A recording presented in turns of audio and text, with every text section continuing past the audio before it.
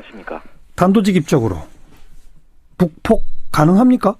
4월에 북폭이다 하는 이야기는 저는 유언비어라고 보고요. 예. 지금 칼빈슨하우가 오고 있는 건 억제 체제를 유지하기 위함이지 이게 선제 공격에 바로 투입된다는 건 정말 근거가 없는 예. 저는 낭설이라고 봅니다. 너무 왜 이렇게 과대 해석이 난무하는지 정말 이게 또 이렇게 의도적으로 긴장을 조성하는 것인지 정말 이유를 알 수가 없습니다. 그 칼빈슨호는 선제 타격용이 아닌 억제 체제용이다라고 말씀하시는 근거는요?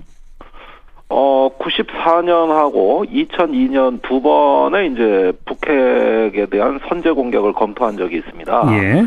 그런데 가장 근접했던 것이 이제 94년 사례인데. 네. 우선 서울에 사는 외국인들 철수 대책을 먼저 세웠죠. 예. 그때 외국인이 서울에 7만 명이었어요. 네. 지금 70만 명입니다. 예. 자국 국민을 보호할 대책도 없이 선제 공격을 한다? 미국이 더군다나 그런다. 이런 거 생각할 수 없고 또 중국, 베트남인들도 많이 있는데 예. 지금 국내에서 우리 동의 없이 미국이 단독으로 선제 공격할 수 있는 체제가 아닙니다. 네. 오히려 94년, 2002년보다 지금은 더욱더 서울이 국제화됐고 가치 있는 국제 무대, 즉 이걸 군사 용어로 가치 표적이라고 하는 건데. 예. 북한의 보복에 대한 어떤 대책을 안 세우고 선제 공격을 감쪽같이 한다? 이거 있을 수 없는 일이죠. 네. 그런데 그 칼빈슨호가 바로 지난달에도 우리 동해상에 와서 훈련을 하지 않았었습니까? 네. 그랬다가 원래 호주 쪽으로 가기로 했는데 다시 지금 방향을 틀어서 오고 있는 거. 그 이유는 뭐예요, 그러면? 시진핑을 대하는 트럼프 행정부의 어떤 기선제압, 일종의 트럼프 스타일이라고 저는 봅니다. 네. 아무도 예상하지 못했던 시기에 시리아를 공격을 하지 않았습니까? 그렇죠. 지금 북한이 4월에 또 다른 미사일 발사 시험이 예정되고 있는 시기에 예. 무언가 중국이 협조적이지 않다. 예. 미중 정상회담에서 북한에 대한 어떤 합의도 못 내왔어요. 예. 이런 상황에서 미국이 이제는 중국과 협의 없이 독자적으로 북한에 대해서 조치할 수도 있다. 이렇게 엄포를 놓은 상황이고. 그렇죠. 이것이 빈말이 아니라는 걸 보여줘야 될 트럼프 입장에서는. 예. 칼빈슨 항모를 전격적으로 전개함으로써. 예. 중국과 북한에 상당한 메시지를 줄 수 있다. 네. 아마 이렇게 계산하지 않았는가 싶고요. 예. 또 때마침 키 리졸브 훈련이 3월에 있었는데 많은 전략 자산들이 한국에 들어왔습니다. 예. 그런데 상당수가 지금 남아 있거든요. 예. 그러니까 이럴 때 이제 북한에 대해서 강한 무력 시위를 전개함으로써 미사일 발사의 어떤 동기를 제거해버리는 네. 이런 강압 정책이 지금 바야흐로 전개되고 있다고 보여지는 것이죠. 무력 시위, 강압 정책, 북한과 중국에 대한 압력, 지금 쭉 그런 말씀이신데. 예, 이런 복합적인 요인에 의해서 이루어진다고 봅니다. 자, 그런데 북한은 이제 조금 있으면 김정은 집권 몇 주년 또 김일성 생일 등등이 쭉 오지 않습니까? 예. 그 핵실험 쪽으로 갈까요? 장거리 미사일 발사 쪽으로 갈까요? 그거는 어떻게 전망하십니까? 예, 저는 장거리 미사일 쪽이라고 봅니다. 예. 우선 핵실험은 작년에 3차, 4차 핵실험을 연달아 하면서 예. 핵의 위력이 굉장히 상승했습니다. 예. 그렇다면 시간을 좀 벌은 거예요. 어느 정도 목표를 달성했다고 볼 수가 있는데 예. 미사일의 경우에는 주어진 계획대로 개발을 계속해야 되거든요. 예. 그러니까 핵보다는 미사일 쪽이 조금 더 급하다. 예. 결국은 핵탄두와 미사일이 만나야 되는데 핵탄두 쪽은 작년에 폭발한 위력이 상당합니다. 예. 20kton에 육박을 하는 이런 어떤 위력이 입증이 됐기 때문에 예. 이 정도면 됐고 문제는 그걸 운반할 수 있는 운반체로서의 장거리 미사일에 더 주력하지 않겠는가. 알겠습니다. 예. 그럼 이제 가장 결정적인 질문인데 지금 핵항모까지 다시 오고 이런 모든 게 북한이 그런 도발을 못하도록 하기 위한 압박이라고 말씀하셨잖아요. 네. 그럼에도 불구하고 북한이 장거리 미사일 발사를 했다고 치면 그럼 어떻게 되는 겁니까? 지금 중국의 입장도 매우 긴박해지고 있어요. 예. 우다웨이 특별사무가 한반도 담당 특별사무가 지금 한국에 들어와 있지 않습니까? 예. 이거 한중 관계가 단절된 상황에서 이례적으로 들어온 거거든요. 예. 이러면서 미국과 중국이 각 각기 북한을 만류하고 또는 협박하는 네네. 이런 흐름들이 동시에 나타나고 있습니다. 예. 그런 것을 다 도외시하고 북한이 정말로 태양절 예컨대 4월 15일을 기준으로 해가지고 어떤 모종의 전략적 도발이 있다. 네. 이렇게 되면은 이거는 뭐 정말 트럼프로서는 어떤 행동을 안 할래야 안 할 수 없는 상황까지 갈 거예요. 네. 아주 뭐 이제 힘 대 힘으로 한번 부딪혀 보자는 얘기인데 예. 그렇게 되면은 저는 군사적인 무력 시위가 계속돼서 네. 2013년에 전개된 전쟁 위기와 비슷한 양상이 펼쳐지고 예. 그때 66일 정도 미국과 북한 간에 서로 무력 시위가 오고 가면서 전쟁 위기가 고조된 적이 있습니다. 네. 그때와 유사하게 될 걸로 예상이 되고요. 예. 그다음에 경제 제재 면에서 이제 세컨더리 보이콧이라고 예. 그 북한과 거래하는 어떤 기업에 대한 제재를 강화한다든지. 예. 또 중국이 이제 북한의 원유 공급을 못하도록 고강도 압박을 추가로 예. 구사하는 이런 어떤 여러 가지 행동들이 나타나지 않을까 예상이 돼요. 또 그런 상황이 오면 이제 중국도 북한에 대해서 추가적인 제재 이런 어떤 조치들이 좀 있을 가능성이 높아지는 거죠. 예, 그런데 이제 중국은 그렇다고 해서 미국이 시키는 대로 하지는 않겠다고 또 나름대로 자기식의 어떤 외교를 펼치고 있기 때문에 그렇죠. 예. 예, 이런 과정에서 북핵 문제가 더욱 불확실성의 영역으로 들어간다는 게 문제예요. 예. 이게 뭐 예측될 수 있는 영역에서 점점 더 불확실해져 가고 있거든요. 그러네요. 이게 한반도 리스크를 크게 고조시킬 것으로 보는 건데 걱정이 아닐 수 없습니다. 네.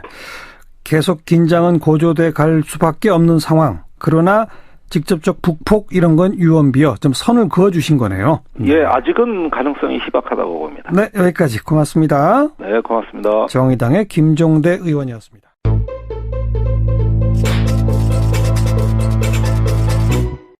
지난주 3일과 4일에 미국 NBC 방송 앵커가 한국에서 생방송했습니다.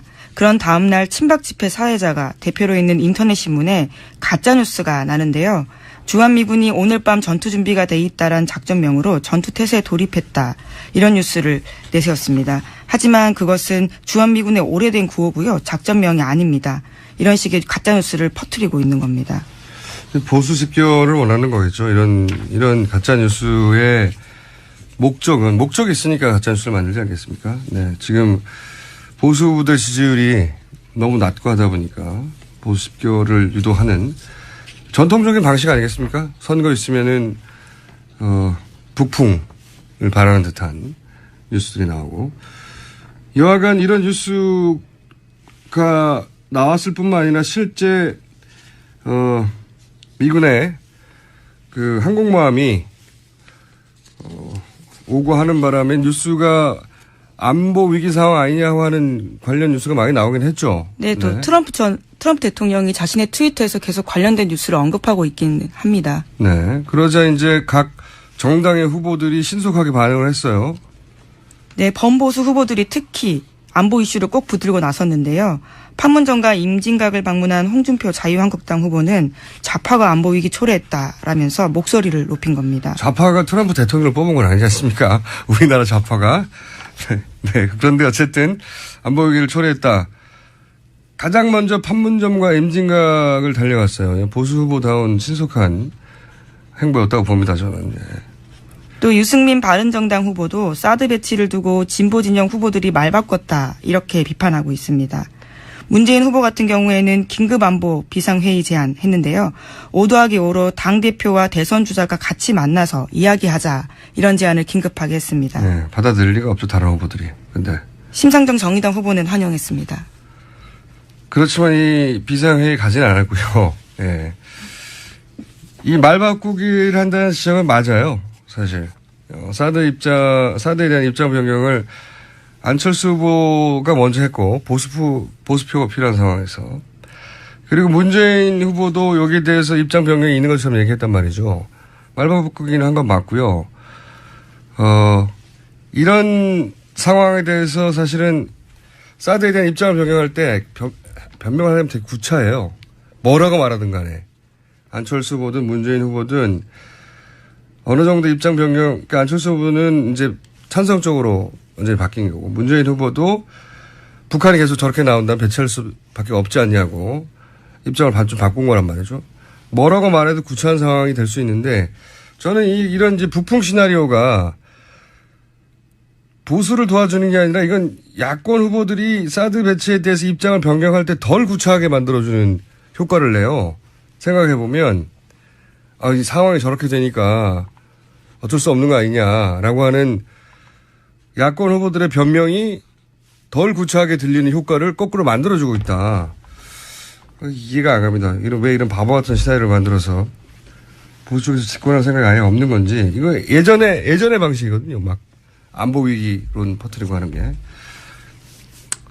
보수가 전통적으로 기대해왔던 전략이긴 한데 이번에는 이게 거꾸로 야권 후보들이 보수 아젠다에 같이 끼어들어가는 그 상황을 덜 구차하게 만들어준다.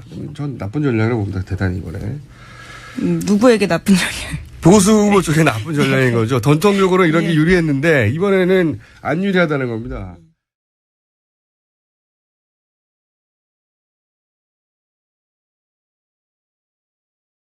네.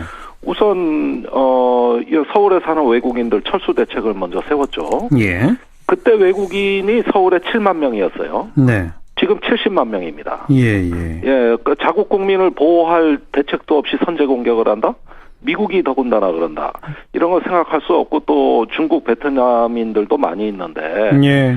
지금 국내에서 우리 동의 없이 미국이 단독으로 선제 공격할 수 있는 체제가 아닙니다. 네. 오히려 94년, 2002년보다 지금은 더욱더 그 서울이 국제화됐고 가치 있는 그 국제 무대, 즉 이걸 군사 용어로 가치 표적이라고 하는 건데. 예. 북한의 보복에 대한 어떤 대책을 안 세우고 선제 공격을 감쪽같이 한다? 이거 있을 수 없는 일이죠. 네. 그런데 그 칼빈슨 호가 바로 지난달에도 우리 동해상에 와서 훈련을 하지 않았었습니까? 네. 그랬다가 원래 호주 쪽으로 가기로 했는데 다시 지금 방향을 틀어서 오고 있는 거. 그 이유는 뭐예요, 그러면? 시즌 미사일이 만나야 되는데 핵탄두 쪽은 작년에 폭발한 위력이 상당합니다. 네. 20kton에 육박을 하는 이런 어떤 그 위력이 입증이 됐기 때문에 이 정도면 됐고 문제는 그걸 운반할 수 있는 운반체로서의 장거리 미사일에 더 주력하지 않겠는가. 알겠습니다. 예. 그럼 이제 가장 결정적인 질문인데 지금 핵 항모까지 다시 오고 막 이런 모든 게 북한이 그런 도발을 못하도록 하기 위한 압박이라고 말씀하셨잖아요. 네. 그럼에도 불구하고 북한이 장거리 미사일 발사를 했다고 치면 그럼 어떻게 되는 겁니까? 지금 중국의 입장도 매우 긴박해지고 있어요. 예. 우다웨이 특별 사무가 한반도 담당 특별 사무가 지금 한국에 들어와 있지 않습니까? 예. 이거 한중 관계가 단절된 상황에서 이례적으로 들어온 거거든요. 예. 이러면서 미국과 중국이 각기 북한을 만류하고 또는 협박하는 네네. 이런 흐름들이 동시에 나타나고 있습니다. 예. 그런 것을 다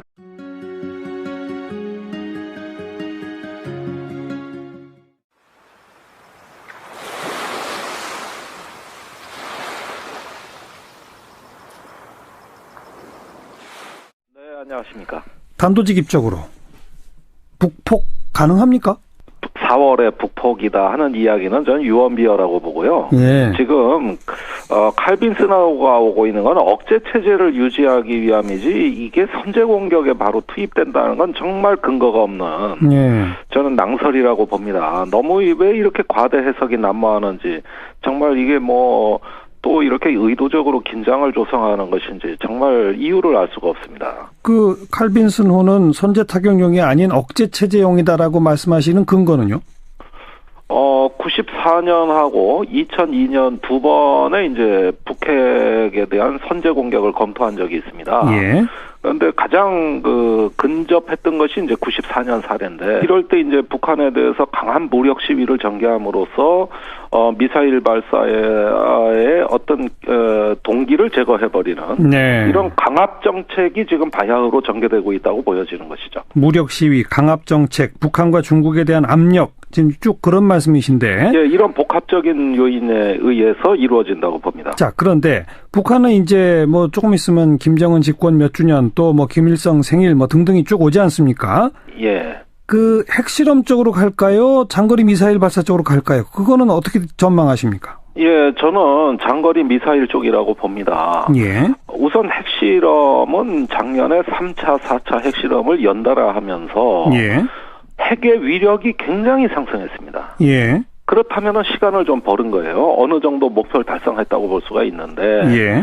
미사일의 경우에는 주어진 계획대로 개발을 계속해야 되거든요. 예. 그러니까 핵보다는 미사일 쪽이 조금 더 급하다. 예. 결국은 핵탄두와 핑을 대하는 트럼프 행정부의 어떤 그 기선제압 일종의 트럼프 스타일이라고 저는 봅니다. 네네. 아무도 예상하지 못했던 시기에 시리아를 공격을 하지 않았습니까? 그렇죠.